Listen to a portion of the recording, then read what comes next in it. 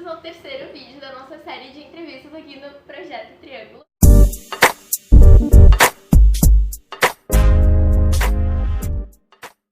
A nossa convidada hoje ela é super especial, gente, vocês não estão entendendo como ela é maravilhosa. E eu vou pedir para ela se apresentar para vocês, então. Eu sou a Milene, sou professora da Rede Municipal de Novo Hamburgo, trabalho na Fábrica do Saber, mas também sou contadora de histórias e sou escritora. Inclusive, a Fábrica do Saber é esse espaço onde a gente está hoje, que é uma biblioteca integrada com um telecentro, isso? Que tem internet disponível para a comunidade usar. Então, primeiramente, Milene, eu queria que tu dissesse para as pessoas o que é essa tua profissão, ser contadora de história. Tu vive disso? Bom, eu não vivo dessa profissão, mas é uma profissão entre as tantas que eu tenho, né? Porque eu também sou professora e também sou escritora. É contar histórias em eventos, em feiras, em escolas, mas não é o simples tu abrir um livro e contar uma história, tu faz toda uma preparação vocal, de figurino, tu trabalha aquela história, tu vê como é que tu vai chegar naquele público. Geralmente tem uma duração de 45 minutos cada sessão, né? Então é um trabalho assim bem bacana, mas também que dá bastante trabalho. E a tua formação então não é em contação de histórias, mas tem formação para isso? Tem formação para isso, sim. Não a nível de graduação, mas a nível de pós-graduação. Tem algumas pós em contação de histórias, tá? Mas não aqui no Rio Grande do Sul ainda. Tem no Rio de Janeiro, tem no Pará, tem em Minas Gerais, mas aqui no Rio Grande do Sul a gente ainda não tem. Então a minha formação eu sou formada em Direito, mas eu tenho pós em Psicopedagogia, pós em Literatura Africana e agora eu tô fazendo uma pós em Literatura Infantil e Juvenil. Você tá entendendo? Então, assim, dela estar aqui. Justamente porque não tem essa pós em contação de história que eu queria muito fazer, né? Eu faço essa pós em Literatura Infantil e Juvenil. Mas assim, pra tu ser um contador de histórias, tu tem que fazer cursos. Não tem a pós, mas tem cursos. Não é simplesmente pegar e fazer uma oficina de 4 horas com alguém que conta histórias, daí tu sair contando história, não é assim. Né? Eu já tenho uma caminhada de mais ou menos 10 anos só de formação com cursos. Então, geralmente assim, são cursos com contadores de histórias que já têm nome nacional, são cursos com pessoas que já têm esse trabalho, né, com contação de histórias ou que trabalham com uma mediação de leitura. Incrível. E como que funciona o teu trabalho? As escolas te chamam, eles te convidam, as feiras do livro te contratam? Aqui o meu trabalho na Fábrica do Saber, ele é bem voltado para a contação de histórias, né, que é o meu trabalho na rede de Novo Hamburgo. Então as escolas visitam esse espaço e o que a gente oferece são as sessões de histórias aqui. Além das sessões de histórias, né, esse espaço também tem empréstimos de livros, né, pesquisa, entre outros. Fora daqui, né, então, no tempo que eu tenho fora daqui, eu faço então as feiras do livro, né, que geralmente o pessoal chama para fazer feiras, para trabalhar com crianças bem pequenas, né, porque eu tenho assim uma demanda com crianças muito pequenas que eu gosto também muito de trabalhar e acaba sendo o meu público que mais me chama para os menores, talvez porque também eu escreva mais para crianças menores, né? Então talvez seja isso, mas eu conto histórias para qualquer idade. Qualquer público. Então eu já fiz contação de histórias na Feira do Livro de Caxias do Sul, na Feira do Livro de Porto Alegre, na Feira do Livro de Bento Gonçalves, aqui em Novo Hamburgo, São Leopoldo. Então depende assim de quem me chama para fazer a atividade. E qual é a média de idade que tu mais gosta de contar a história? Eu gosto de todos os públicos. Não assim. Tem uma diferença assim da aceitação das crianças para aceitação dos adultos para suas histórias? É que assim, eu gosto tanto de contar histórias que eu acho que quando a história é boa, tanto faz a idade. Mas a história é diferente pro público infantil e pro público adulto? Às vezes. É mesmo? Às vezes. Tem histórias que só cabem com um público bem infantil. Mas tem histórias que eu posso contar lá para uma criança de 3 anos e eu posso contar para um senhor já com mais idade, uma senhora de mais idade, que eles vão gostar também da mesma forma. Eu sei porque eu já tive essa experiência e eu já contei histórias para públicos misturados, assim, que é criança, jovem, adulto, gente mais velha, então tu tem que ter histórias que são histórias que servem para todas essas idades, né? E como que a contação de história entrou na tua vida? Tipo, chegou assim, eu vou virar contadora de história. Lá onde eu trabalhava, numa escola que eu trabalhava, que era João Batista Jäger, da ED, o que eu fazia? Eu trabalhava com uma turma de 5º ano e eu sempre fui muito voltada para essas leituras, sempre fui muito leitora. Então, uma leitura voraz e tal. E sempre, então, trazia muita leitura para meus alunos, né? Leitura em voz alta. Tá? Já é um incentivo. Leitura em voz alta. Então, todos os dias tinha uma leitura para eles. Todos os dias tinha uma leitura com uma encenação, com algo assim diferente. Eu tentava fazer algo diferente com meus alunos de 5º ano. E esse trabalho começou a ter um destaque, né? Porque as pessoas começaram a olhar e ver assim... Milene, mas eu queria que tu contasse essa história assim pra minha turma. E daí a outra professora, mas eu queria que tu contasse pra minha turma também. E daí a outra professora de uma outra escola ficou sabendo, mas tu pode ir lá na minha escola contar pra minha turma? E começou assim. Você se autodivulgar, assim. E aí eu fui fazendo cursos também, principalmente na Paulinas, em Porto Alegre, que tem assim, muito curso voltado para contação de histórias. Daí eu comecei a fazer esses cursos. E a diretora da minha escola, então, resolveu assim que eu deveria trabalhar dentro da biblioteca escolar. Não trabalhar mais como regente de turma. Já estava predestinada. Não que, não fosse uma boa regente de turma, mas porque como estava todo mundo toda hora pedindo para eu contar a história das turmas, então o meu trabalho na biblioteca escolar ia ser mais eficaz, né? Já que eu ia poder atingir as 20 turmas que a gente tinha na época naquela escola que eu trabalhava.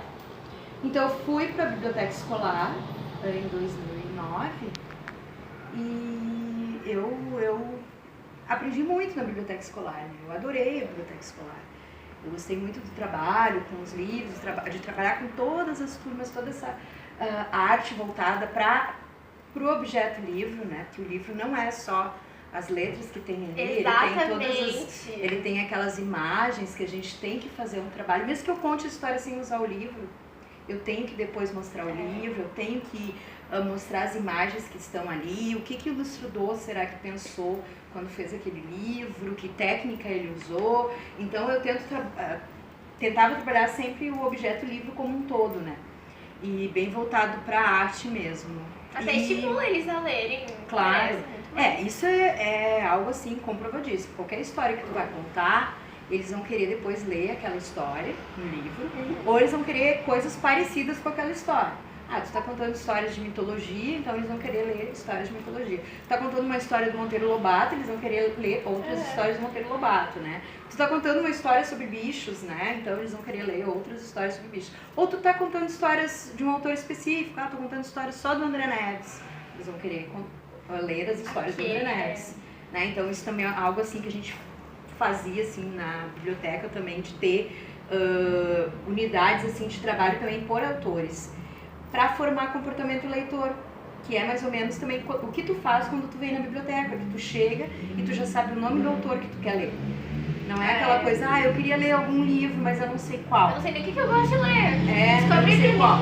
E daí quando a criança já tem isso já informação, o que ele chega? Ele chega e diz, hoje eu quero ler um livro da Ruth Rocha, hoje eu quero ler um livro do André Neves, hoje eu quero ler um livro do Ou até vou me permitir esse autor diferente, que não é o meu estilo. E isso é uma coisa que eu notei muito na biblioteca escolar quando eu trabalhei, o crescimento nessa formação, pelo menos daquelas crianças daquela escola.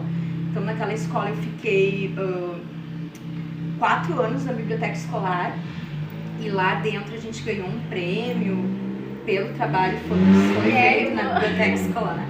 E daí por isso que eu acabei aqui nessa biblioteca que a gente está agora fazendo essa entrevista. Incrível! E como que é o processo de uma criação de uma história? Tu pega um livro, escolhe assim, quero esse aqui, e aí vem a roupa, vem os personagens. Eu demoro muito para preparar uma história. Eu leio primeiro várias histórias que eu quero contar, e a história tem que me pegar, assim, tem que ser uma história que... a criatividade tem que... Meu Deus, eu vou ler essa história. Eu leio essa história, eu quero contar essa história. Daí eu estudo aquele texto, eu digito ele, eu leio em voz alta, eu estudo todo ele, eu decoro quando é de um autor, quando é autoral. Quando é um conto popular, eu também decoro, mas eu acabo colocando outros elementos, assim, eu ia te perguntar se rola de acrescentar sempre algum elementinho, mudar. Mas não mudar. Não mudar o enredo não, mas acrescentar algumas coisas sim. Porque muitas vezes quando tu conta um conto popular, é bacana tu acrescentar até coisas relacionadas com a cidade onde tu tá apresentando aquela história. É verdade. Né? Tu pegar alguns elementos daquela cidade e as pessoas que estão ouvindo gostam. Então eu tento fazer esse estudo, assim. E já com os contos autorais, não, eu decoro e conto a história como tá ali, mas claro, dando um ênfase maior para aquele texto. E também, às vezes, eu utilizo bonecos, fantoches. Eu gosto muito de colocar a música, né, como um elemento, assim, que eu acho importante. Vários elementos artísticos. Eu acho que é importante para chamar. Não é uma teatralização, mas é um trabalho, assim, de construção, né, de construção de uma história. Até quando eu chego, às vezes, em algumas escolas, eles dizem, ela vai fazer um teatro. Né? Até porque tu tá com figurinos diferentes, eles acham que tu vai fazer um teatro. Os meus figurinos geralmente são figurinos que eu chamo de figurino básico. Não é aquela coisa, eu vou contar uma história de coelho, vamos vestir de coelho. Não. São figurinos assim relacionados com um grupo de histórias, né? Então, por exemplo, quando eu fiz um trabalho só voltado para as histórias do André Neves, eu peguei algumas cenas dos livros dele e com a menina que faz as minhas roupas, ela fez o desenho de algumas coisas relacionadas com essas histórias e colocou nas minhas roupas. Nos meus ela vestidos. tem figurinista particular, tá? Beijo. Não é particular, que ela atende todo mundo que quiser. Ela também atende vocês, tá? Mas é assim, uma pessoa que eu encontrei numa feira de roupas e ela conseguiu assim pegar tudo que eu queria, né? Tem já outros figurinos que são figurinos lisos, assim, que daí eu já coloco algum elemento da história que eu quero que se destaque ali. Nem que seja assim só uma lua, por exemplo, que vai aparecer uma estrela, sei lá, um gato, né? Eu tenho um vestido lá que é cheio de gatos, que daí quando eu vou contar histórias com gatos eu vou com ele. Então o figurino é voltado para isso, mas é um figurino que eu também saio na rua com ele normal, assim, sabe? Eu adoraria apesar das pessoas ficarem me olhando, eu já tô até acostumada. Não, mas é que tu carrega isso, sabe? Tipo, se eu botar um vestido cheio de personagem vai fazer sentido, mas em ti faz todo sentido. Que nem assim, quando eu tô assim, que é uma pessoa normal. É muito estranho te ver assim. Todo mundo acha muito estranho. Que nem amanhã eu já vou atender escolas o dia todo. Quarta também, então eu já vou estar de figurino o dia inteiro. Então eu fico o dia inteiro de figurino. Não tem como eu ir num lugar e daí, só um pouquinho que eu vou trocar meu figurino. Não, eu já ando de figurino. Já acostumou. Daí eu tenho muito figurino com monstros, porque são histórias que eu gosto bastante de contar, com bichinhos também, né? Então, porque a maioria das histórias que eu conto também tem bichos, então tem tudo a ver. Pensando então que a contação de história também é um tipo de arte, porque envolve um monte de coisa. O nosso projeto ele visa usar a arte para desenvolver o físico, o espiritual e o psicológico das crianças e dos adolescentes dentro de uma sala de aula regular, ensinando história, geografia, matemática. Sim. Tu acha que a contação de história ela pode ser aplicada nesse contexto? Sim, só que a contação de histórias para que eles sintam prazer em ouvir aquela história. Eu já não gosto da contação de história que entra dentro de um projeto de aprendizado daquela turma. Por exemplo, a turma está fazendo um trabalho sobre a preservação da água. E aí a professora pega um livro informativo para fazer uma leitura sobre aquele livro informativo, que é um livro paradidático, né? Um livro infantil paradidático, e fala que está contando uma história. Na verdade, não está contando uma história. Sim, mas né? Daí então, eu não gosto muito da didatização dos livros literários. Quando tu pega lá a história, daí tu, olha só, essa história fala da água, então a gente vai preservar a água, a gente vai fazer aquilo. Eu não gosto disso. Eu acho que a gente tem que contar uma história para que quem está escutando sinta prazer em ouvir aquilo e tire suas próprias conclusões sozinho. Se ela falar depois assim, que tu vê, né, aquela menina da história, ela tá cuidando da natureza, tudo bem, mas não que tu vai chegar e vai dizer assim, hoje eu vou contar uma história para vocês sobre a preservação da natureza, sobre a preservação da água, sobre os conceitos da matemática, ou sobre o alfabeto, entendeste? Assim, porque isso é um vício que muitos professores têm. Estão fazendo errado. Estão usando de forma errada. Não é que é errado. Errado também não é, sabe? mas também, mas não é o correto se tu quer trabalhar com a questão literária daquela obra. Errado. Não, errado não tá errado, porque tu tá lendo uma história de alguma forma, mas tu não tá trabalhando o quê? Tu não tá trabalhando a parte artística daquela história, né? A fruição daquela história, o sentimento que vem através daquela história, né? Muitas vezes quando eu tô contando alguma história, às vezes quando eu termino, as crianças começam a falar coisas que daí tem as professoras junto e falam: ah, mas isso aí não tem nada a ver com a história. Sempre vai ter a ver, né?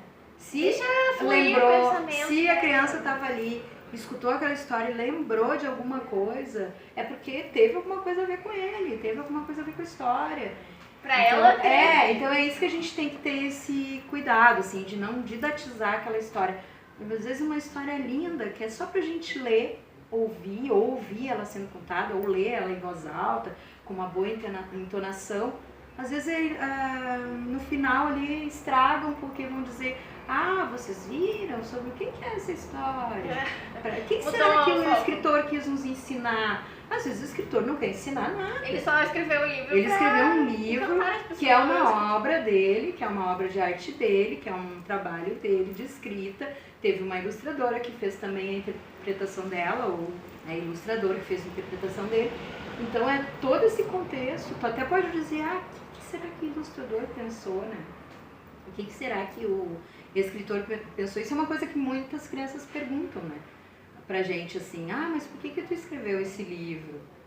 Isso aí aconteceu contigo, sabe? Então, isso são dúvidas que as crianças, que é algo natural das crianças, mas não relacionadas com outras coisas. Eu acho que quando a gente didatiza, a gente estraga um pouquinho a parte literária da história. E a arte, de forma geral, tu acha que ela pode ajudar no contexto do aprendizado, no desenvolvimento? Com certeza, eu acho que se não tiver arte, não vai aprender.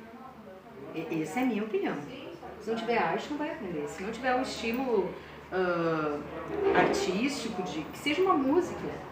É que os professores parecem também estão bem acomodados naquele modelo bem clássico, principalmente agora nós no ensino médio, assim, aquele modelo de só slide. É que o ensino médio é um outro contexto, né? O ensino médio tem um contexto já voltado para vestibular, né? Então a preocupação dos professores de ensino médio é que os alunos passem no vestibular. E é só o vestibular, mas a vida depois do vestibular ela continua. E não preparam a gente pro que vem depois, é só... Mas isso também, assim, não dá pra também tu ficar, como é que eu vou te dizer, pensando sobre o professor nesse contexto. O professor é cobrado de outras maneiras. Sim, né? Com certeza, eu mas vejo eu acho até que o professor pode. O professor de ensino fundamental, né? Mesmo ele querendo, eu mesma, quando era professora regente, né? Eu recebia muitas cobranças que diziam assim: ah, mas tu fica só contando histórias para os teus alunos, tu fica só fazendo...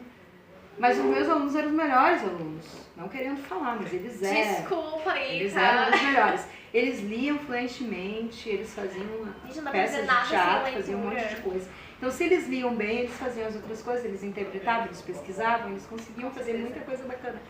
Claro, era um trabalho diferente. O professor que faz um trabalho diferente na escola, com pesquisa, com barulho, né?